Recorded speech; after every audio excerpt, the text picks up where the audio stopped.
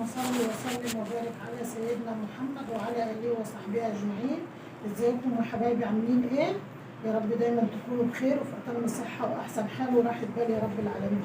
النهارده بقى معانا فيديو جامد جدي، جامد من الاخر يعني. فيديو المرمطه، هتصدموا، مش عايزاكم تصدموا بجد يعني من المنظر اللي هتشوفوه. منظر لا يسر عدو ولا حبيب. انا هعمل معاكم النهارده اوضه ولادي. مش عارفه اقول عليها اوضه، مش عارفه اقول عليها مخزن، مش عارفه اقول عليها ورشه، والله ما عارفه اقول عليها، مش لاقيه لها وصف. بس النهارده بقى هنضفها معاكم تنظيفه حلوه وتتشجعوا كده، واللي وراها حاجه تقوم تعملها. ده كده يعتبر اول تنظيفات العيد. هتقولي لسه بدري على العيد؟ لا يا ماما، انت ايه، تشوفي الحاجات التقيله عليكي تعمليها من دلوقتي، عشان لما يجي عليكي العيد تبقى الحاجه خفيفه عليكي. تعملي الحاجات التقيله دلوقتي. هو فيديو جامد يعني، ده فيديو مساء. احنا النهارده احنا دلوقتي الساعه 1 يعني ايه، الساعه 12 بالليل. انتهزت فرصه ان مفيش حد في البيت وقاعده لوحدي، قلت ايه بقى، انضف الاوضه فرصه، عشان انا بقالي كام يوم عايزه انضفها معاكم واصورها وانزلها لكم. بس بامانه ما بعرفش، انا ولادي بيبقوا نايمين فيها وبيصحوا على الساعه 4، اللي بيصحى 3 واللي بيصحى 4، فما بعرفش اعمل فيها حاجه. الوقت ده بكون بعمل غدا ومش عارفه ايه والكلام ده اللي انتوا عارفينه، فما بعرفش ان انا اعمل حاجه، ولو ورايا مشوار بنزل اعمله فما بعرفش انا اعمل فيها حاجه. فانتهزت فرصه ان جوزي نزل وولادي في الشغل، ربنا يصلح حالهم يا رب وحال الجميع. فقلت ايه، اخش بقى اعملها، مع ان النهارده والله العظيم حرفيا ما كنت قادره اعمل حاجه. انا طول النهار مش قادره اعمل حاجه بسبب وجع ظهري. بس قلت يا بنتي يا هند ما بديهاش، قومي خلصي اللي وراكي، القعده مش هتنفعك. يلا تعالوا معايا وما تصدموش من المنظر.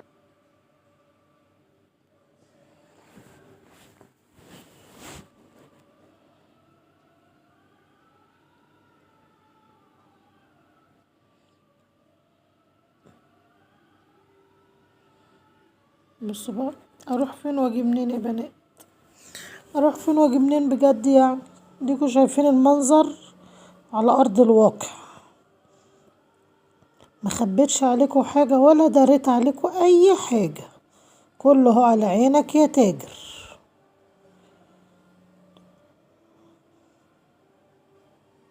طبعا في ناس قالت لي ازاي هتصوري كده، اختي قالت لي ايه المنظر يا هند اللي انت هتصوريه ده؟ قلت لها لا، لازم اوري صحابي وفانزاتي، لازم اوريهم كل حاجه، ما داريش عليهم حاجه. انا كان ممكن الم الحاجه والم الغسيل واعمل لكم روتين في الاوضه عادي، بس انا حبيت تتشجعوا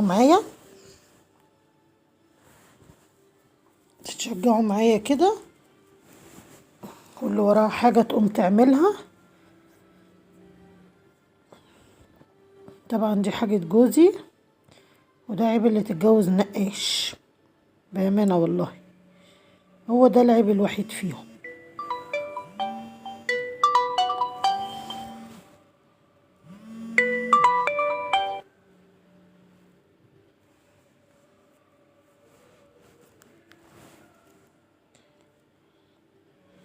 معلش التليفون كان بيرن يا بنات.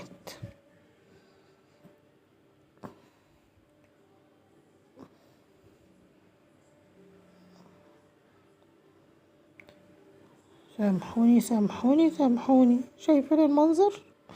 نأسف على هذا المنظر البشع، بس هعمل ايه؟ انتوا عارفين يا بنات ان انا ما عنديش غسالة، فطبيعي يكون في غسيل كده كتير يعني. لما كان بيبقى عندي غسالة كان بيبقى في غسيل كتير، وكل البيوت كده يعني، هو ده حال البيوت المصرية، لازم يبقى في غسيل كتير كده، وبالذات اللي عندهم غسالات اوتوماتيك، مهما تغسلي مفيش فايدة، لازم يبقى في غسيل.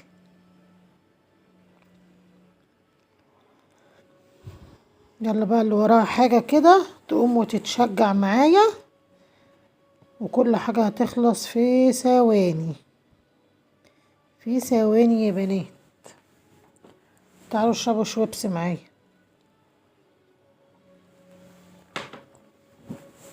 كوباية شويبس مشبرة كده في الحر اللي احنا فيه ده. الجو بقى مش طبيعي اليومين دول يا بنات والله، مش فاهمة في ايه.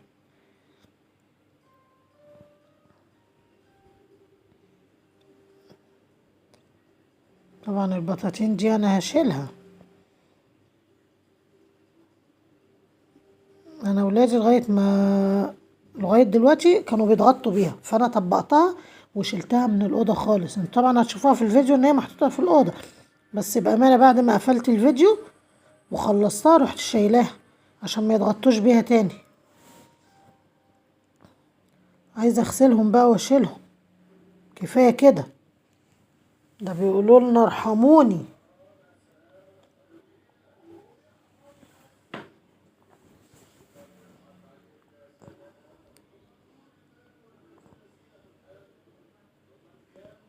طبعا بصوا، هي الكركبه كانت في الجزء اللي هو بتاع جوزي اللي هناك ده، واخد نص الاوضه ليه وسايب نص الاوضه للعيال. مش عارفه اروح فين واجي منين. شايفين المناظر؟ شايفين ولا مش شايفين؟ اكيد شايفين.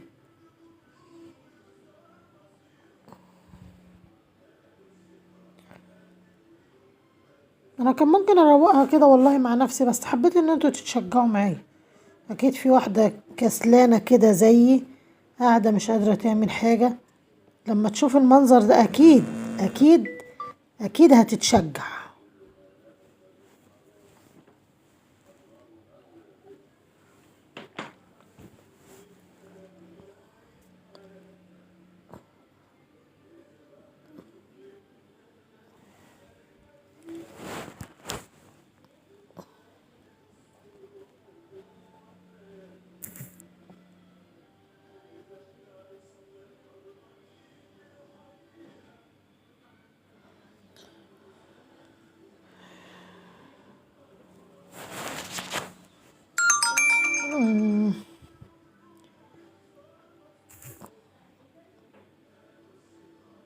طبعا البويه والحاجات دي كلها انا مش عارفه اللي متعاز واللي مش متعاز، فجوزي بقى لما يجي انا هرصهم وهو يبقى ايه، ابقى اخليه يشيلهم بقى، نشيلهم تحت السراير عشان هو اللي بيبقى عارف حاجته وعارف يرص حاجته فين. بصوا الكرسي ده يا جماعه بامانه بالله عليكم قولولي انا اعمل ايه. جوزي حتى الكرسي ده مش عايز يفرط فيه. هو احنا جينا لقيناه موجود في الشقه، بس قال لي خلينا فيه يعني بشتغل عليه مش عارفه. بس انا اقول لكم بامانه، بس ما حد يقول له يا رب ما يسمعش الفيديو، انا هوزعه بس من غير ما يحس. بصوا خدت حاجه في ايدينا الاوضه كله تك تك تك تك على طول كده بيخلص.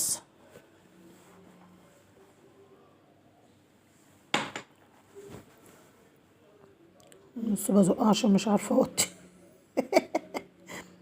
بزقها بالعصايه. بصوا الحركه دي، يلا بص كله.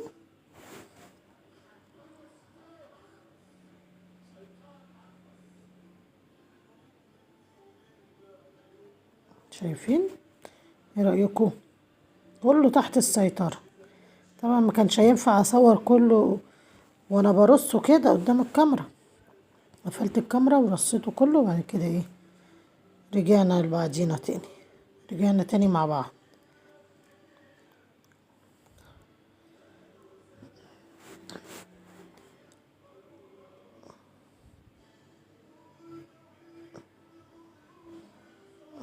انا بمسح الازاز اللي هو محطوط دوت وهشيله كده على جنب.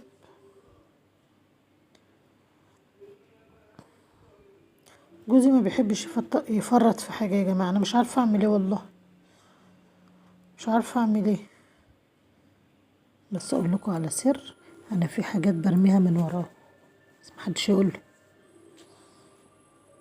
ايوه انا بعمل كده عشان انا مش بحب الكركبه، مش بحب الكركبه، وهو ما بيحبش يرمي حاجه، والله ما بيحب يرمي حاجه خالص. اعمل انا ايه بقى؟ قولوا لي بقى في الحل ده. فبروح موزعه بقى الحاجات اللي هو كده كده يعني يا رب ما يسمع الفيديو ده. الفيديو ده النهارده لو سمعه هيجرسني، هيشلوحني. بلاش يجرسني دي، هيشلوحني.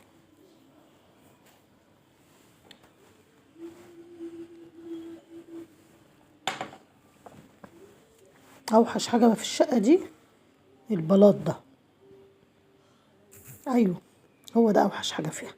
بس بامانه الشقه واسعه وشرحه وبرحه كده، مريحاني، مش زي الشقه القديمه اللي انا كنت فيها.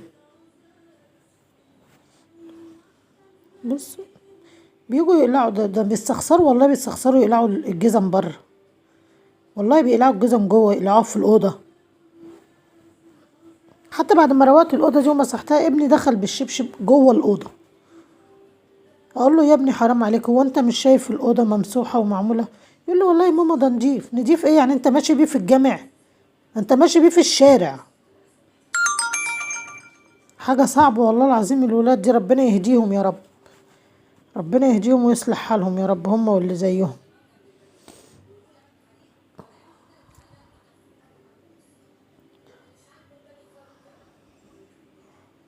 يلا بقى، جينا ايه بقى اللحظه الحاسمه. نفرش بقى السراير مع بعضينا. طبعا التنظيفه دي لسه في تنظيف تاني، لسه في تنظيف عميق بقى. بس انا قلت ايه، اروق كده حواليا عشان خاطر ايه لما اجي انضف تبقى الدنيا ايه رايقه حواليا. وانتي لو في حاجه وراكي قومي اعمليها كده وتشجعي وخلصي حاجتك، عشان على دخلة العيد تبقى الدنيا حواليكي رايقه كده، تعرفي تنضفي تنظيفه حلوه. طبعا لسه ما شلتش الستاره دي اللي هي بتاعت الشتا دي، هشيلها بعدين. لسه في تنظيفات ولسه لسه.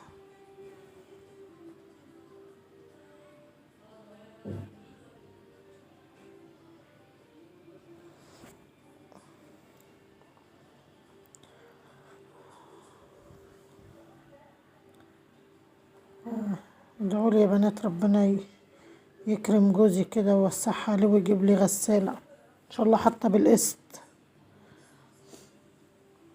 دعوة كده من القلب لاختكم.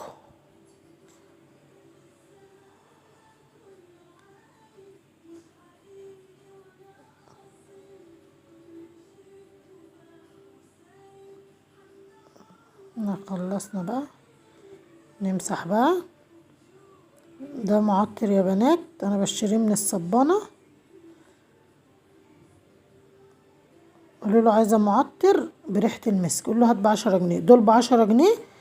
ده كمان ده انا جايباه من قبل رمضان، وبحط منه، حاطه منه في ازازة كده بمية. هتشوفوها هرش منها ايه، هرش منها في الأوضة، بيعمل ريحة حلوة قوي. قولوا له عايزة معطر بريحة المسك. هو لونه ابيض كده عامل زي اللبن، فظيع. بس لو انت عندك سيراميك وهتمسحي بيه لازم تحطي كلور. مش هو بالظبط يعني بالذات، لا، اي مسحوق هتحطيه ان شاء الله. لو هتحطي صابون مواعين لازم تحطي معاه كلور عشان السيراميك بيزفر. لو حطيتي المسحوق لوحده كده او الصابون لوحده او اي حاجه انت بتمسحي بيها لازم تحطي ايه، لازم تحطي كلور، عشان السيراميك بيزفر من غير الحاجات دي، من غير الكلور. انت تحطي الكلور وتحطي معاه المعطر ده وشمي بقى الريحه.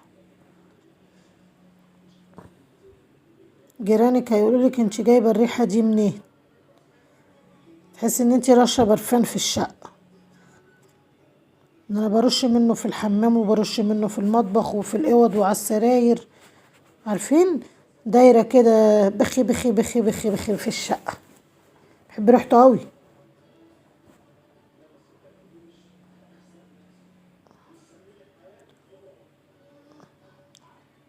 الأوضة دي يعتبر أوسع أوضة في الشقة، وأوضة النوم بتاعتي برضو كبيرة، بس مش عارفة، حاسة إن دي أكبر ما شاء الله. يعني دي يتفرش فيها السجادة اللي هي في بين السريرين دي، بس ما شاء الله بتفرش سجادة اللي هم الصغيرين دول بس حلوة. وممكن يتفرش فيها سجادة كبيرة تاني. طبعا بإذن الله هفرش معاكم ان شاء الله في سلسلة تنظيفات كده للعيد الكبير بإذن الله. كل سنة وانتم طيبين.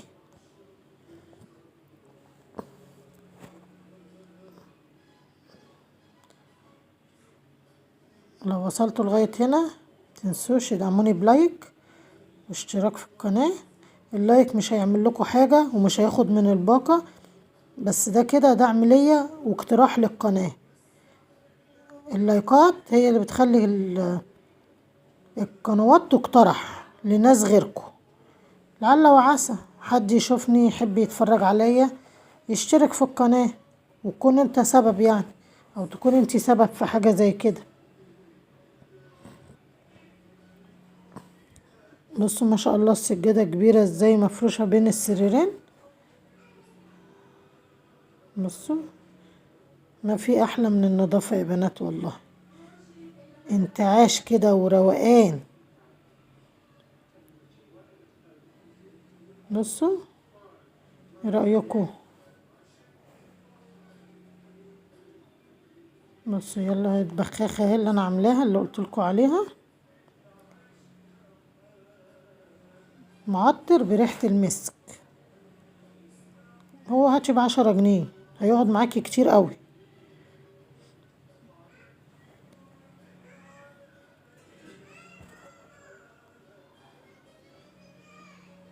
باي باي، السلام عليكم ورحمة الله وبركاته. اشوف وشكوا على خير، هتوحشوني لغاية الفيديو اللي جاي.